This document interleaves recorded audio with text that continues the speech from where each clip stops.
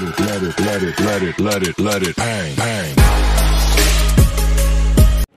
जी student, हमने हमारे previous topic में पढ़ा था कि कैसे जर्मनी रशिया की हेल्प लेके, ठीक है, लड़ाई झगड़ा करके, ठीक है, 7 ईयर का लड़ाई झगड़ा के बाद वो इंडिपेंडेंट स्टेट मतलब कि डिक्लेयर हो चुका था। अब जर्मनी के बाद नेक्स्ट टर्न आ रही है इटली की, ठीक है। इस टॉपिक में वीडियो में हम इटली और बाकी जो यूरोपियन स्टेट्स हैं उनके बारे में पढ़ने की कोशिश करेंगे, ठीक है, जो जर्मन स्टेट्स बाकी बाकी है।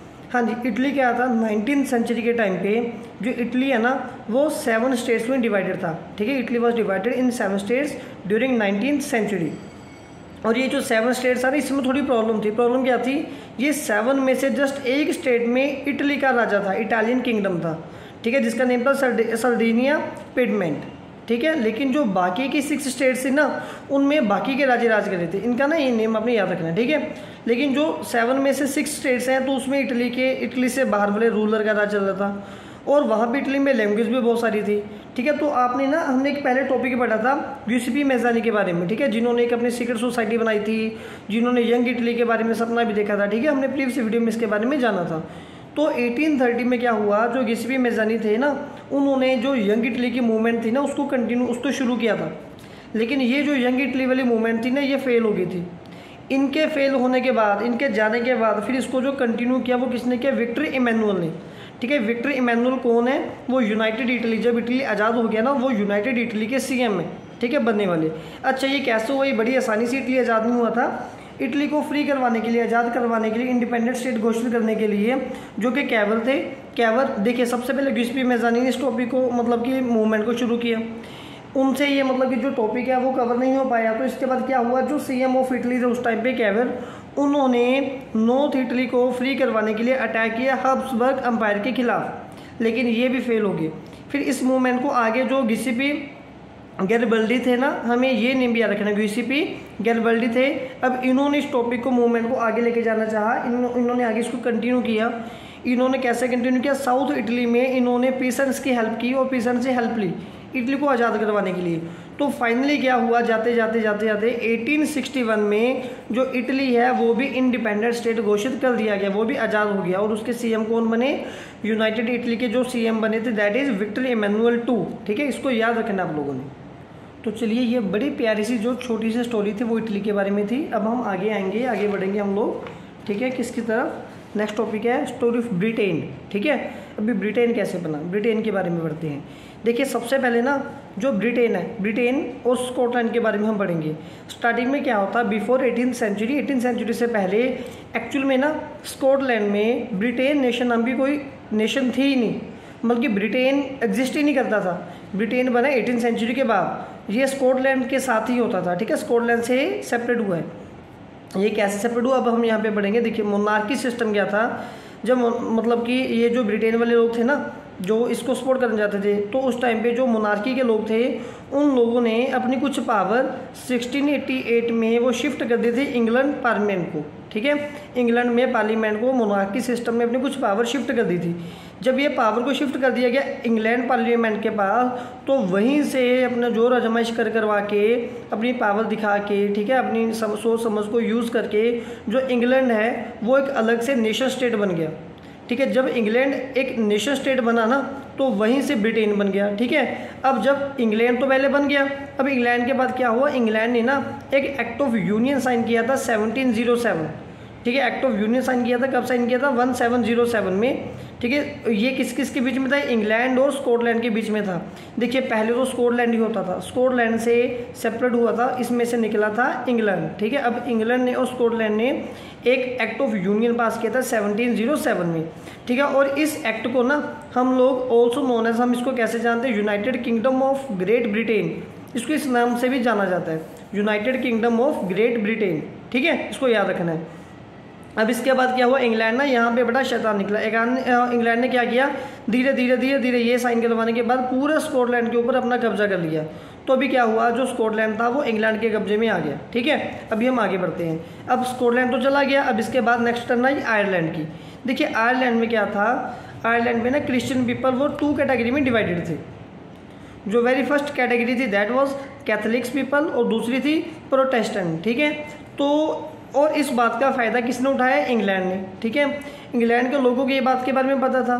तो इंग्लैंड के लोगों ने, इंग्लैंड कंट्री ने, देखिए यहाँ पे मैंने लिखा हो, इंग्लैंड ने क्या किया, उसने प्रोटेस्टेंट को पैम्पर किया कि आप लोग इन लोगों को डिस्ट्रॉय कर दो, फिर आप लोगों की बात मानी जाएगी और आप लोगों के पास पावर आ जाएगी। तो ऐसा करके रिजल्ट क्या हुआ, आयरलैंड में कैथोलिक्स वर्सेस प्रोटेस्टेंट, मतलब कि इन दोनों लोगों में झगड़ा वगैरह, वॉर वगैरह होनी शुरू हो गई, ठीक है, गोरिल्ला वॉर टाइप लड़ाई झगड़ा होना शुरू हो गया। जब ये दोनों लड़ रहे थे ना, तो इसके बीच में फ़ायदा किसने उठाया, इंग्लैंड ने। अब ये दोनों कमज़ोर हो गए लड़ झगड़ के, तो उसके बाद इंग्लैंड ने क्या किया, इंग्लैंड ने अपना पूरे का पूरा कंट्रोल ये पूरे आयरलैंड के ऊपर कर लिया। इसीलिए बोला जाता है कि आपस में मत लड़ो, मिलजुल के रहो, अदरवाइज दूसरे देश हमारे ऊपर कब्जा कर लेंगे। तो यही यहाँ पे इंग्लैंड ने किया। तो इंग्लैंड का पूरा कंट्रोल किसके ऊपर आ गया, आयरलैंड के ऊपर। ये कब आया, 1801 में आया। कब आया, 1801 में आया, ठीक है। अब देखिए, सबसे पहले इंग्लैंड ने स्कॉटलैंड को खा लिया, ठीक है, फिर इसके बाद उसने आयरलैंड को भी खा लिया।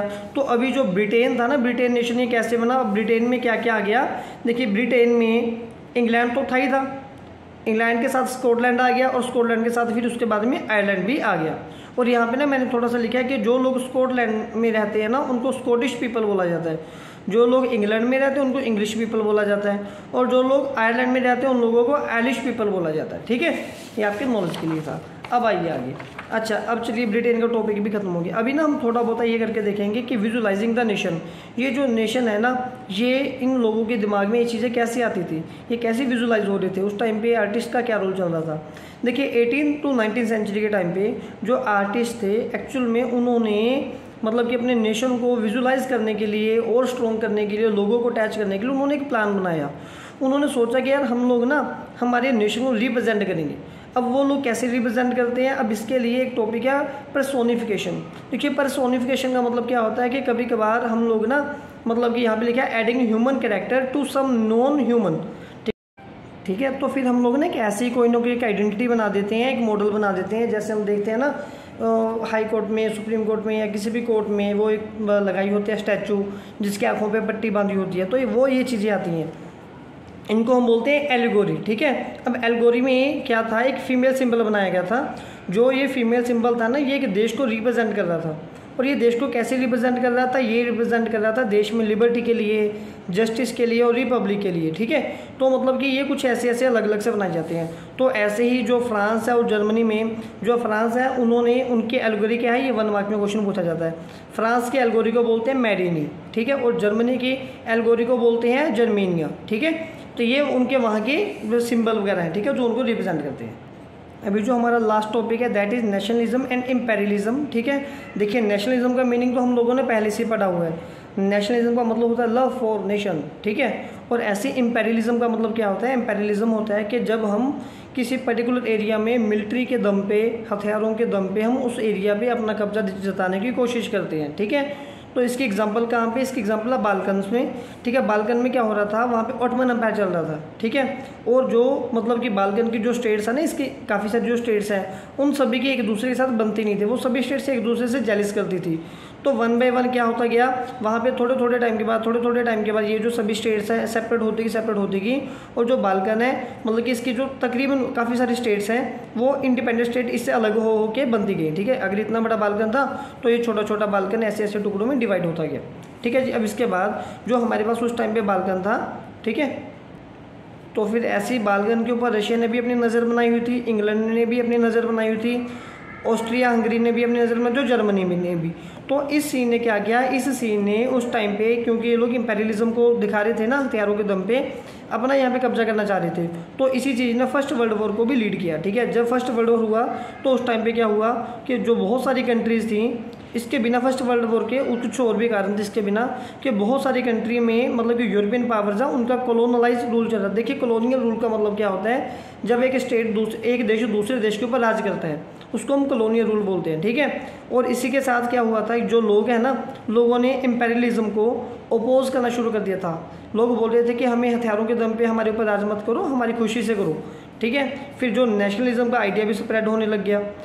और इसके बिना क्या हुआ, जब नेशनलिज्म का आइडिया स्प्रेड होने लगा ना, तो सभी लोगों को नेशन स्टेट चाहिए थी।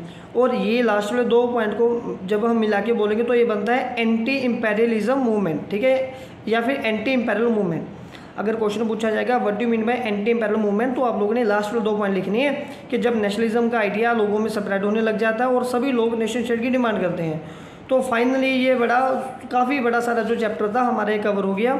आई होप आपको ये टॉपिक समझ आए होंगे। जो टॉपिक नहीं क्लियर हो रहे या तो वो मेंशन करना या बार बार वीडियो देखना, आपको काफ़ी अच्छे मार्क्स आएंगे इस चैप्टर में से इन नोट्स को कवर करने के बाद। Thank you so much.